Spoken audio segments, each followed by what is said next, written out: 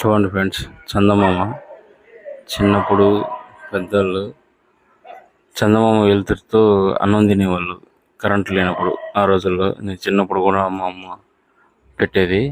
So అంతలా అందమైంది ఈ చందమామ. So చాలామంది చెప్తుంటారు చందమామ కథలు. ఆ చందమామ మీద చిన్న చెట్టు, ఒక ముసలామె ఉంటుంది అని అలా చెప్పి గోరుముద్దలు తినిపిస్తుంటారు తల్లిదండ్రులు పిల్లలకి. అది చాలా మధురమైన జ్ఞాపకాలు అవి.